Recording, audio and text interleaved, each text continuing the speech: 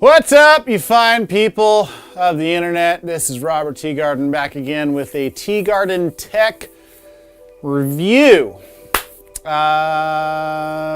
Company reached out to me. I don't know how these people find me, to be honest. Company reached out to me again and said, we have this thing we'd like for you to review. Are you interested in reviewing? And I'm like, I'm always looking for new stuff to play with and to review. And I said, sure. So I think this company is called Fifine. At least that's what I'm going with because it seems fun to say. So Fifine Technology reached out to me and said, we have a lavalier, a wireless lavalier mic. Would you like to take a look at this wireless lavalier mic? And I said, yes, I'm always interested in wireless technology. I have a lot of it, and I think that it's a beneficial thing. Right now, in full disclosure, I am recording with a Sennheiser EW100G3. I have one here, and then I have the receiver on the top of my camera. I've got a pair of these things and I use them constantly. I use them for interviews. These things are kind of an industry staple, definitely a standard, but very pricey. So I think the pair cost me $1,200. This Fifine Technologies wireless lavalier system was only $37 shipped to my house. That price may be different on Amazon. I'm not 100% sure by the time you see this thing, but it is well under the $40 price point, which makes me think, damn, this is a good piece of budget gear. But will it hold up to the stress test that I put on it? I don't know. So right now, this part of the video is going to just be a slight unboxing, just looking exactly what this particular thing is itself. And then I'll kind of put it through its paces to say, is this thing worth it or not? We'll have to see. Will it hold up to something like a $600 Sennheiser?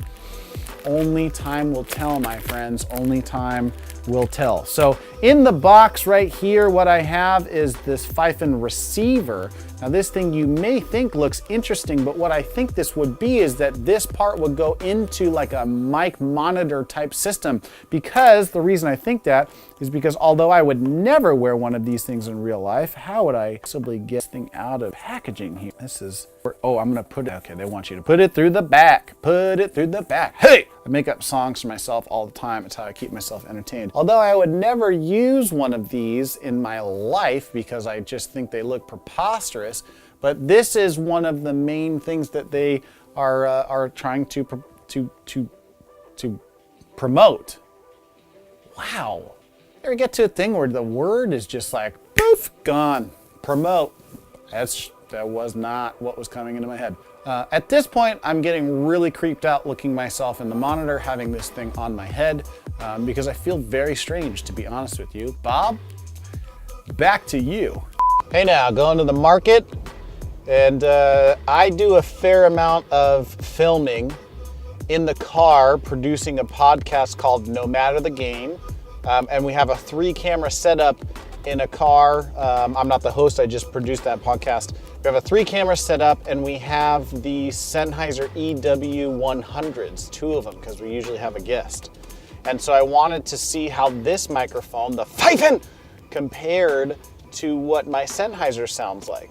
So I figured I would replicate that setup while I'm going to the market.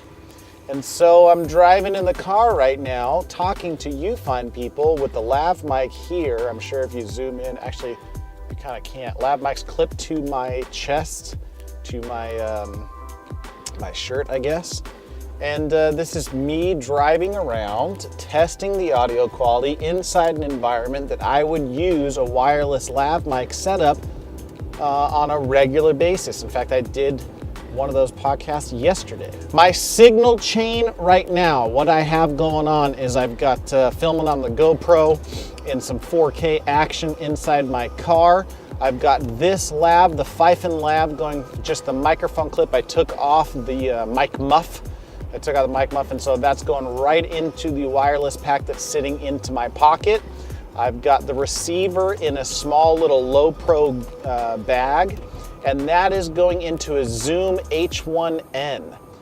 So that's my signal chain. I got the Fifine wireless lav clipped onto my sweatshirt, and it's going into the back of the car. into a Zoom H1N, a small little field recorder. I don't know exactly what this sounds like yet, but I'm hoping that it'll sound pretty good. My levels are set to where I'm talking at this volume and I emphasize things. I'm just at about -12 dB, which is great recording because it gives me some headroom to put some gain in there, but is also not too loud. Sorry, not too soft at the same time. It's just about that right volume. So I can boost the gain, I can get all of the small little nonsense ambient sounds out of there, and still get a decent quality sound out of it. This is what it sounds like when the doves cry. All right, so the next test I think a lot of people would want to know is a distance test. Right now I have the Fifine hooked up, little just lav thing right here that you can probably see. It's plugged into the camera. And so I set little markers. I got my kids' soccer pylons. I set markers at 25-foot intervals. So I'm just gonna keep walking back and see what type of range we get at 25, 50, 75, and 100 feet. So this is 25 feet from the camera right now. I have this urge to start screaming so the camera will hear me, but obviously I don't have to because I have a microphone on that's wireless. This is 50 feet right here. This is 50 feet, just talking at 50 feet. I obviously don't have headphones on. I can't hear what's going on, so I'm gonna take a chance. I'm gonna walk myself backwards all the way to 75 feet. This is now 75 feet. A decent distance. Now let's see if we can push the envelope to 100 feet. Again, I can't hear what's going on with the audio now, so I don't know if I'm out of range. I have no. This is me all the way over here 100 feet from the camera. Now if this is still working, I don't know of a time. I'm gonna scroll back in there. I don't know how that would work where you would be in a situation where you'd be 100 feet away from the camera and trusting a situation like that without having some type of audio that's a little bit closer. But that was 25, 50, 75, and 100 feet difference. Now, the last thing I want to do is tell you about one of the main issues I see with this setup. I'm going to take out my phone and take a little bit of a shot here. And this setup right here, this is the receiver that gets plugged into my camera. And this kind of cord setup and stuff does not bother me that much, but this, that does.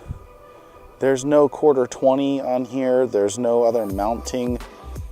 There's just nothing to hold this on top of the camera or anywhere near the camera. I'm sure I could rig something up very easily, you know, maybe a Velcro system or something like that to make it work so that it's on there. But the main way that this would work would just be plugged into a PA system, right? This is a 1/4-inch foam plug. You would plug that into a PA system like that. And that's the main way that they would want you to use the specific system. This is just an adaptation to put it into the camera. But it's an easy way to put a 1/4-20 thread on there so that you could mount it on, or some other way of getting it so that there's maybe a small cold shoe adapter to put it on top of a camera itself. In that situation, I know oftentimes we put these in field recorder bags, but just letting it hang down like that makes me nervous, and it's unprofessional looking. And see you later there, car. And it's unprofessional looking, and it's definitely something that I would want to fix in some way, shape, or form. Back in the studio, ready to wrap up and give my final thoughts on this Fifine wireless lav technology. I'm gonna start with the bad and then end with the good, because it's always nice to end on a high note, okay? So the things that I don't like about this, like I said, there's no 1/20 adapter, there's no cold shoe adapter, there's no way of mounting this thing on top of a camera or linking it to a field recorder or anything like that. I can't put it on a tiny tripod. I can't, it's meant to just be clipped on your person. And in certain situations, I need to have a receiver on the actual camera itself. So that's definitely a big oversight for me on my side. You guys saw it doesn't go over 100 feet very well. It was cutting in and out. Again, I can't really see a time where I'm gonna need to have a distance of over 100 feet, but that is a limitation and just something to consider if your particular application is going to need you to be, 6 miles away from your camera. then I guess that's something that you need to consider. The other thing is that there's no gain, there's no volume control on the unit itself. I simply have to rely on the in-camera ability to turn my gain up or down. If you don't have a camera that has that ability, that's a big, it's a big oversight. You got to look at that and take that thing into consideration. And lastly, while I don't think this is necessarily intended to be a VO4 recording, it is something that actually works fairly well. This is really a unit that, from what I can tell, is meant to be used in a live setting, hence the ability to plug it right into a PA. So just understand that that is what it's intended for, and it's being adapted to use from an in-camera perspective, or to be kind of put into a field recorder. So those are the things that are like, here are the things I like about it. I think from a price point perspective, this is awesome. If you're somebody that is looking for a budget option, you can't afford the $500, $600, $700 price of a Sennheiser unit or something that's an equivalent, under $40, this is a great bet. All you have to do is do a little bit of EQ settings. Here's a shot of how I actually EQ'd all of the VO for that particular unit, for the Fifine unit. I used a simple starting point of a vocal enhancer. I pulled my mid-range down a little bit, boosted my bass, and kind of leveled off some of the high as well, because it tends to be a little pingy and tinny inside the mid-range. So I pulled that down, and it has a lot of high frequency range as well. So you do have to EQ this thing, but for the price, it's fantastic. The other thing that I would say is that it's a nice little compact unit. Even though the Q20 thing is there, it's still small, which is a great option for you there. And the other thing is that actually it's easy to use. Since there's not a whole bunch of settings and things to mess with, you just turn both sides of it on, you plug it in, and you're ready to go. There's no real fuss or trying to figure out what frequency you're on or any of those types of things if there's interference. So it's an easy thing to be able to do. And then, like I said, there's different options because of the fact that it has that 1/4 inch adapter and the 3.5 mil adapter. You can plug it into different field recorder options. So for me, I have a few. Like I said earlier, I was using the H1N, so a 3.5 millimeter plug goes right in there. 3.5 millimeter plug goes right into my camera. But I also have the option to go in like a mono plug into an H4, an F4 field recorder for the zooms. Tascam has the same thing. So instead of the XLR input, you can plug just a foam plug into something like that. So there's versatility in that thing as well. Also the little mic thingamajigger, if that's something that you want, which maybe gaming, I don't know, maybe a gamer type of situation, that's something that you can use. So thank you, Fifine, for sending me this. It was definitely a fun project to do. Hopefully you guys got something out of this. If you haven't already, please like, subscribe, share, do all the fun stuff that helps me do these things more for you. Leave a comment down below on your thoughts, anything you'd like to see more of, any questions that you may have. I'm happy to answer them. I'm always answering people's questions. You can look and see I'm always responding and replying. So thanks again. This is Robert Teagarden with the Teagarden Tech Review, and I'm out.